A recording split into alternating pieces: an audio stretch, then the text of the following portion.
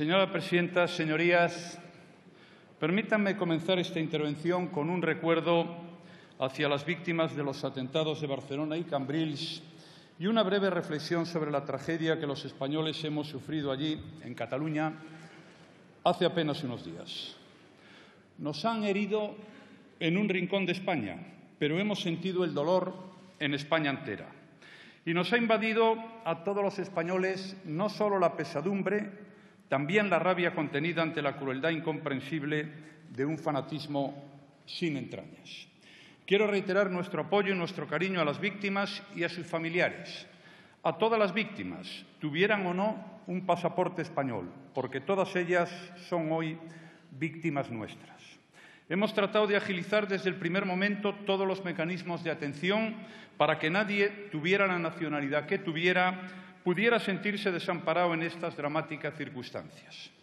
Nos reconforta a todos haber comprobado que una vez más los españoles hemos mostrado al mundo el coraje, la templanza y la solidaridad de una nación que conoce el terror muy de cerca porque ha pasado muchos años soportando sus zarpazos.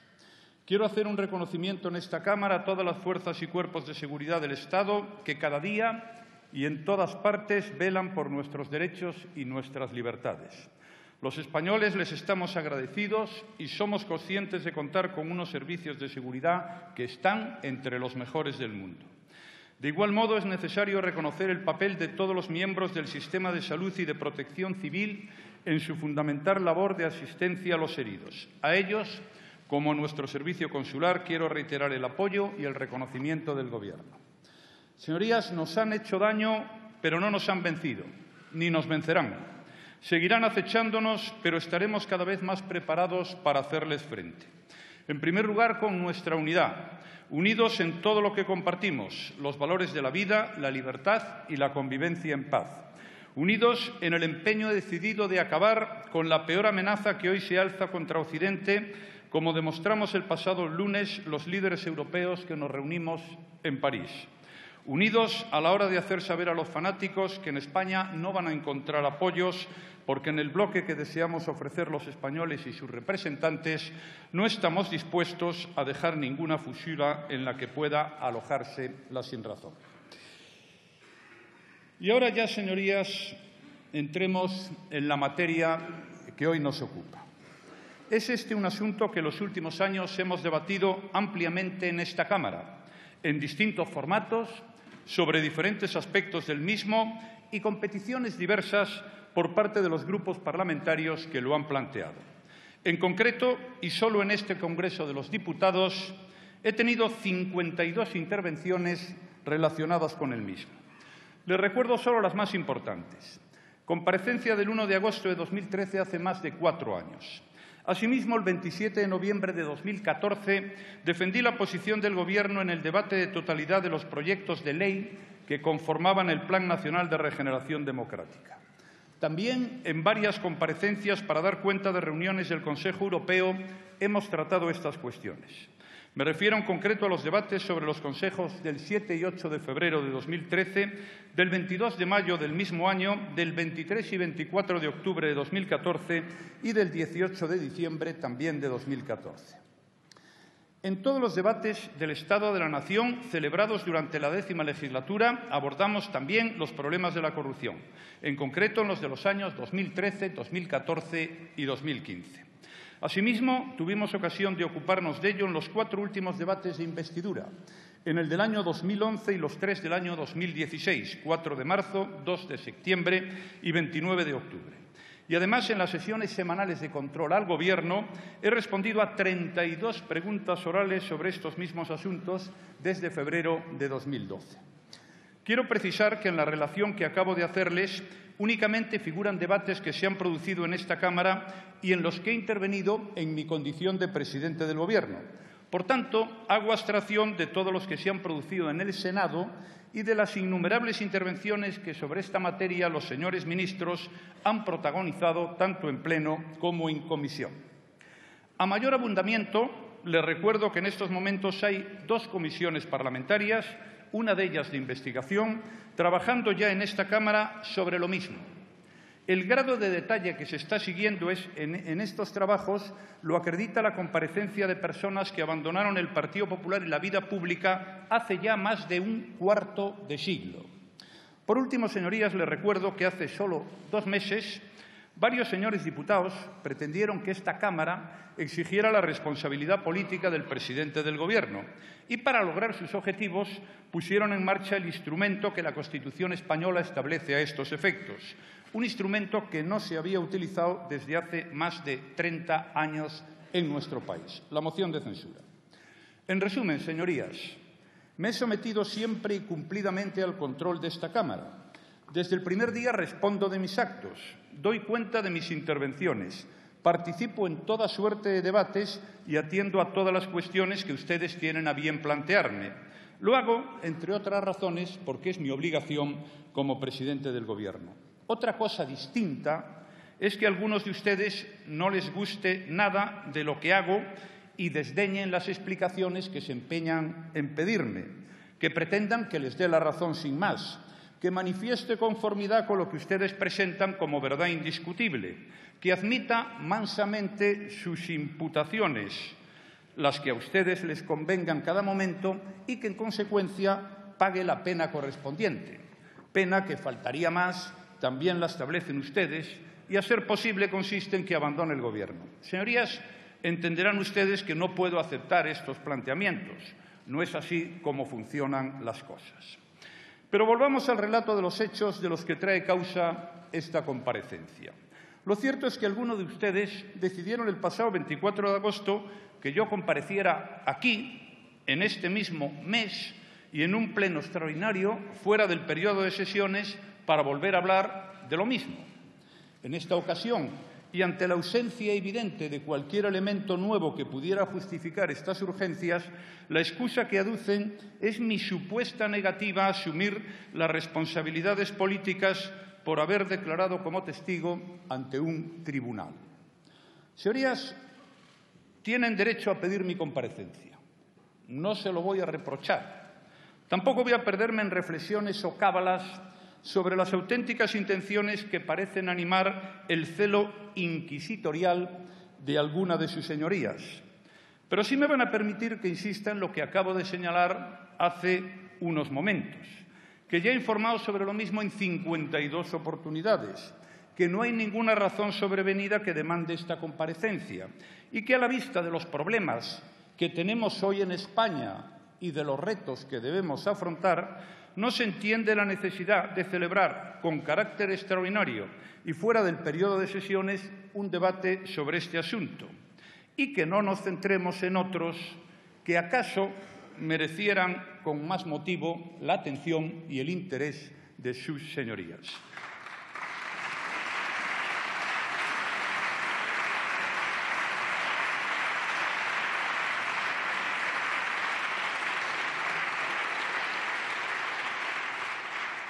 En cualquier caso, son ustedes quienes fijan sus prioridades.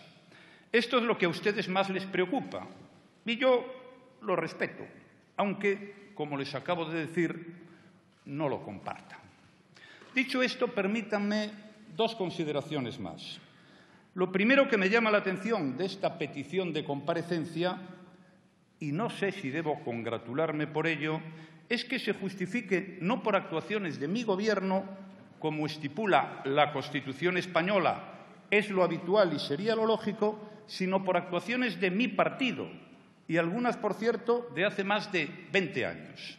Francamente, señorías, a la vista de este insólito desinterés por la gestión del Ejecutivo, debo pensar que lo hacemos con tanto acierto que no ofrecemos motivos para sus críticas, o que ustedes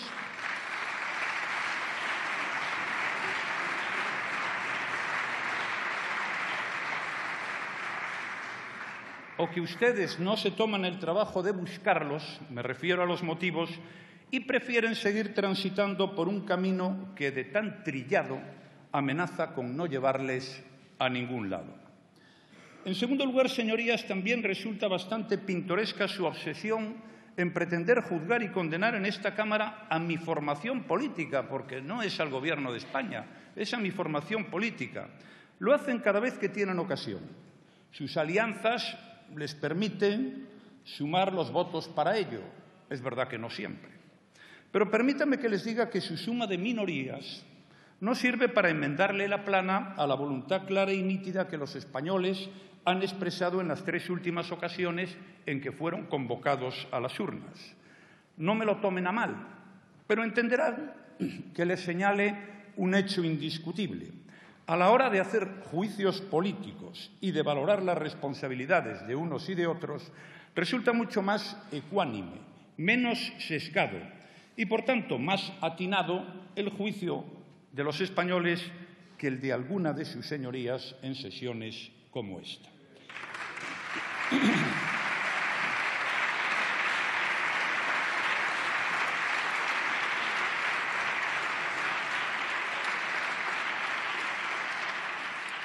Pues bien, señorías, hechas estas reflexiones, voy a referirme a lo que me piden ustedes que explique.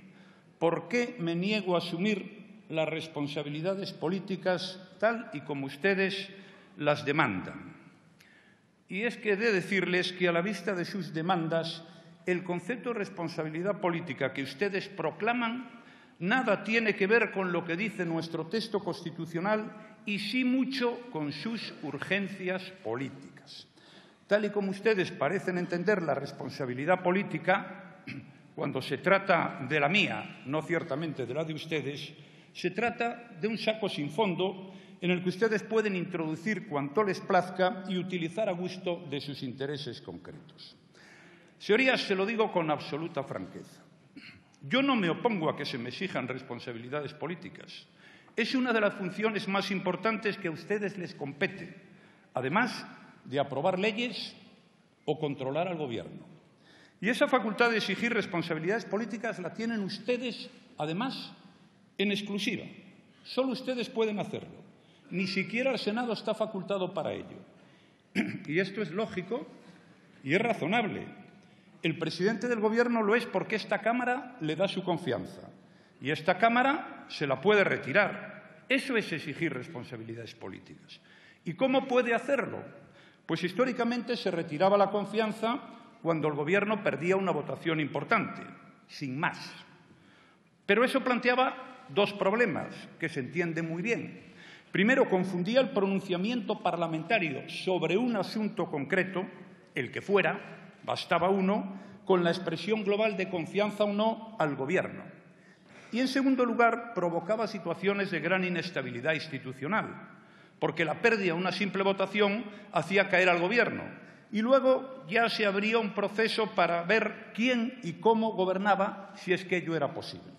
Pues bien, señorías, para evitar esta situación, los sistemas constitucionales modernos, entre ellos nuestra Constitución, han establecido un instrumento, uno, para exigir la responsabilidad política del Gobierno, la moción de censura, que está sujeta a una serie de requisitos materiales y de procedimiento, que no voy a relatarlos porque los conocen ustedes perfectamente. Así se exige hoy en España la responsabilidad política. Y esta es una responsabilidad que nada tiene que ver con las infracciones civiles, administrativas o penales que se sustancian en otras instancias y que también es distinta del reproche que puede hacerse de la acción del Gobierno mediante los diferentes instrumentos de control, información o investigación que recoge el reglamento del Congreso y que todos ustedes conocen muy bien y utilizan con fruición. O dicho de otra forma, la crítica al Gobierno por un hecho o una política concreta no determina la exigencia de una responsabilidad política. Para ello es preciso que la Cámara, por mayoría, retire la confianza al Gobierno y nombre otro presidente, es decir, apruebe una moción de censura tal y como exige nuestra Constitución. Dicho esto, señorías, que había que decirlo para hablar con propiedad, vamos ahora a lo sustancial. Esta Cámara me ha otorgado su confianza. Lo ha hecho en 2 ocasiones, algo que vuelvo a agradecer profundamente como lo hice en su momento y que era bastante razonable porque al fin y a la postre el Partido Popular era la fuerza política que tenía más votos populares y más escaños en esta Cámara. Hace muy poco tiempo después del debate de una moción de censura, esta Cámara no me ha retirado su confianza. Dicho de otra manera, no me ha obligado a asumir responsabilidades políticas. Y además, mi partido y yo, que era su candidato a la presidencia del Gobierno, hemos mantenido la confianza del pueblo español de forma mayoritaria en 3 ocasiones. Por lo tanto, señorías, mi obligación es gobernar. Es que es mi obligación y lo seguiré haciendo para cumplir con los españoles y para cumplir con esta Cámara. Insisto, es mi obligación y no voy a abdicar de ella. Señorías, son muchos los retos que tenemos por delante y, lamentablemente, algunos de ellos se han hecho palpables estos días de manera dramática. Los gravísimos atentados de Barcelona y Cambrils son un recordatorio para todos de que luchar contra el terrorismo, defender la vida, los derechos y las libertades de las personas deben ser nuestra máxima prioridad. Señorías, esa es o debería ser nuestra máxima prioridad. Preservar la unidad de España, nuestro texto constitucional y con él nuestro sistema democrático es algo que exige toda nuestra atención y a lo que no podemos ni vamos a renunciar. Tampoco podemos olvidar que, a pesar de los avances que se han producido tras la más grave crisis económica que los españoles hemos vivido en décadas, tenemos que seguir perseverando en la recuperación económica, evitar ponerla en riesgo y hacer que llegue a todos los hogares. En mi opinión, estos son los desafíos más importantes. Supongo que para una mayoría de los presentes también, aunque hoy algunos de ustedes hayan preferido que debatiéramos con carácter extraordinario sobre otras cosas. Es su decisión, a lo que ustedes han querido dar prioridad, y yo, como he dicho antes, lo respeto. En cualquier caso, y para su tranquilidad, les aseguro que a mí también me preocupa y desde hace mucho tiempo la lucha por mejorar la rectitud y la transparencia en nuestra vida pública. Para eso he trabajado y mucho, créanme, lo he hecho en los últimos años y estoy dispuesto a seguir haciéndolo en el futuro. Señorías, hemos aprobado una decena de leyes, que se dice pronto, con el único objetivo de reforzar la confianza de los ciudadanos en nuestro sistema democrático. Lo hemos hecho por convicción democrática, sin que nadie nos obligara a ello, con una mayoría que otorgaba la capacidad de hacer o de no hacer, sin que nadie nos obligara, repito, y muchas veces sin que muchos nos apoyaran. Porque yo siempre he creído, señorías, que contra la corrupción son más efectivas las reformas que los reproches. Les recuerdo que en el primer Consejo de Ministros en el año 2011, tras los nombramientos del gabinete, aprobamos una reforma de la Ley de Financiación de Partidos, antes de que nadie lo reclamara, mucho antes incluso de que un diputado de la oposición me formulara la primera pregunta sobre este tema. Reformamos una ley que aprobó el Gobierno anterior y que mi Gobierno quiso hacer más firme, no solo rebajando las subvenciones a los partidos, sino acotando por primera vez la financiación que reciben por otras vías.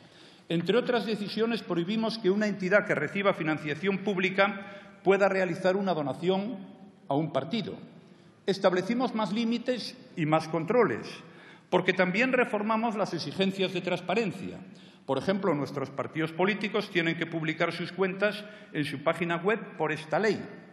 No solo reformamos la ley de financiación de los partidos, aprobamos una nueva ley para controlar toda su actividad económica y financiera, que abarca desde el contenido de los estatutos a las funciones del Tribunal de Cuentas, para no dejar ningún resquicio a las irregularidades y para cambiar por completo la forma en la que funcionan los partidos en nuestro país y cómo se controla.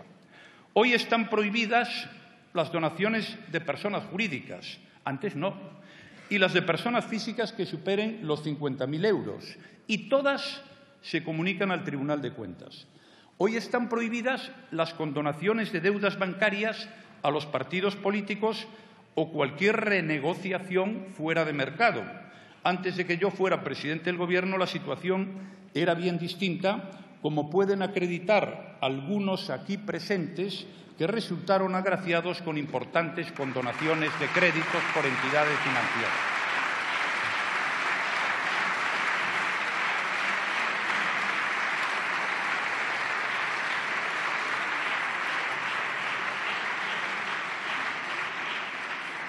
Hoy todos los responsables de la gestión económica de un partido están sometidos a requisitos de idoneidad y honorabilidad y de comparecencia en este Parlamento, no porque alguien lo pida, sino porque la ley lo obliga. Hoy todos los partidos tienen que presentar sus cuentas al tribunal, todos, sin excepción. Y además no pueden recibir subvención alguna si no cumplen con esta norma o tienen deudas con la Administración pública.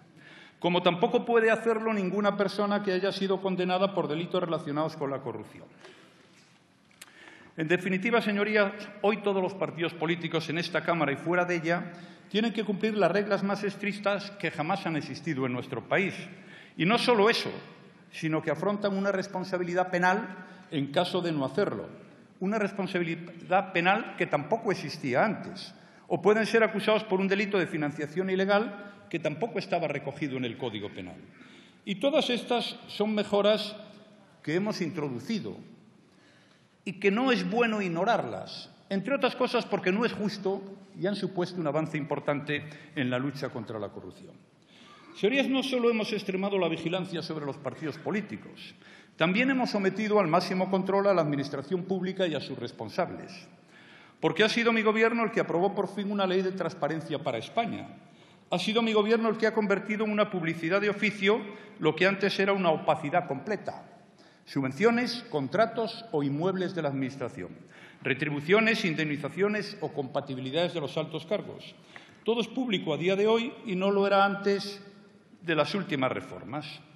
Igualmente, hemos asumido la responsabilidad política de hacer obligatoria el buen gobierno, con normas tasadas de gestión pública y sanciones concretas en caso de incumplimiento. Y para eso hicimos una reforma del Código Penal, para que quien no cumpla con sus obligaciones se enfrente a todas las consecuencias.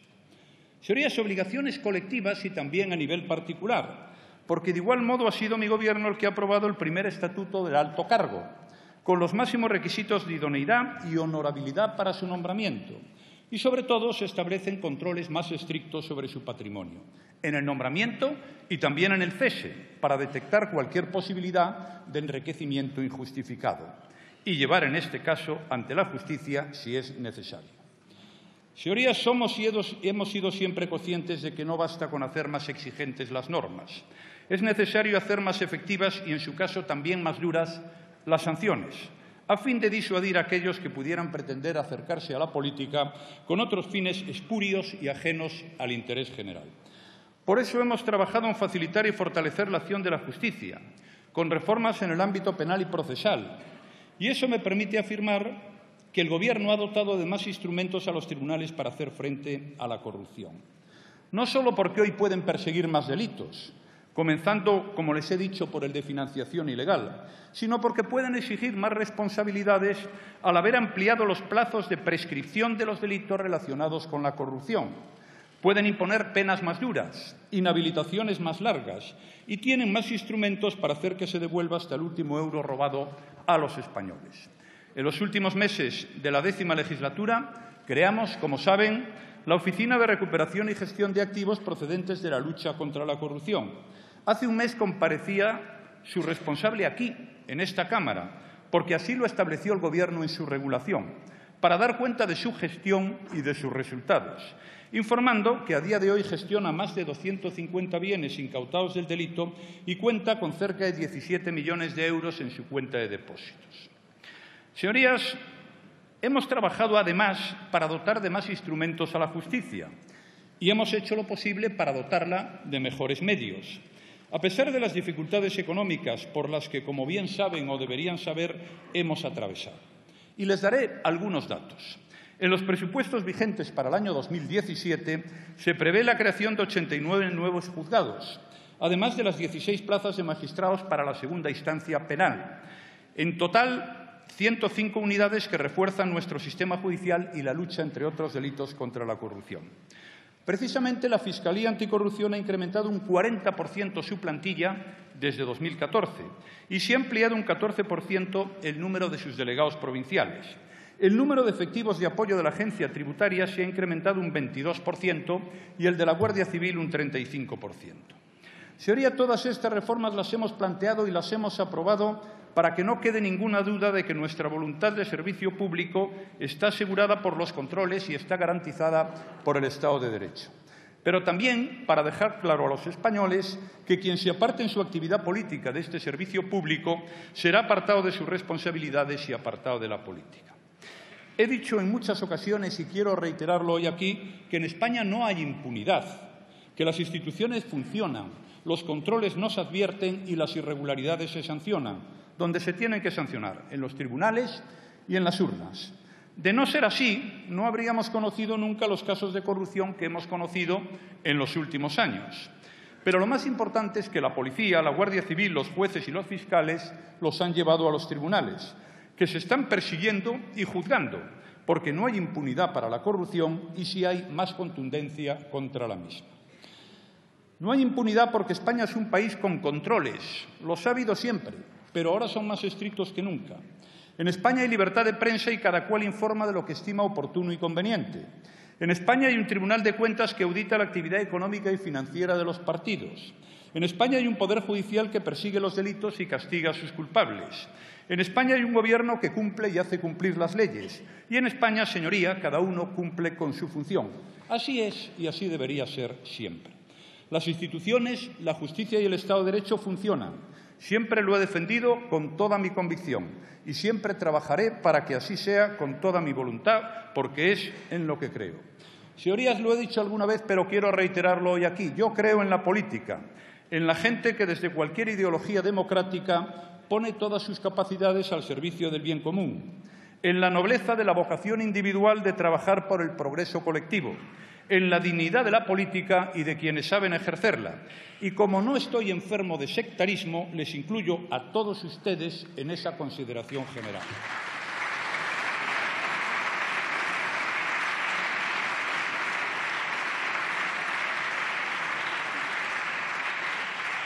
Le reitero además lo que he dicho en muchas ocasiones en esta Cámara, que estoy dispuesto a seguir trabajando para mejorar los instrumentos de control, prevención y sanción que nos permitan ser más eficaces en la lucha contra la corrupción.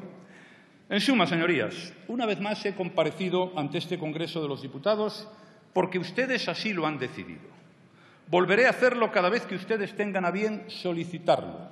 Lo que no puedo ni debo hacer es abdicar de mis responsabilidades de Gobierno, las que me exigen esta Cámara y la confianza mayoritaria de los españoles. Y para terminar, permítanme que insista en algo a lo que he referido antes, considero sustancial y para mí es la parte más importante de mi intervención en el día de hoy. Tenemos por delante retos muy importantes que merecen nuestra atención prioritaria y, en la medida de lo posible, nos exigen a todos una actitud constructiva, poniendo por delante el interés de todos los españoles. Es preciso que estemos unidos para hacer frente a la amenaza terrorista, unidos en España, para lo cual debemos trabajar y fortalecer el pacto contra el terrorismo yihadista y unidos con nuestros socios europeos. Hace unas horas ratificamos en París nuestra firme voluntad de luchar juntos y de reforzar la coordinación en materia operativa y de inteligencia. También debemos ser conscientes de la gravedad del desafío que supone la voluntad de algunos de liquidar nuestra unidad nacional y nuestra convivencia de manera unilateral y con abierto desprecio a las reglas más elementales de una democracia. El Gobierno actuará con la firmeza que requiere la magnitud de la provocación a nuestro Estado de Derecho, a nuestra Constitución y al propio autogobierno de Cataluña. Defenderá el derecho de todos los españoles a decidir qué es su país y protegerá a los catalanes de un proyecto autocrático liderado por radicales que solo traería división, enfrentamiento y pérdida de libertad y de bienestar.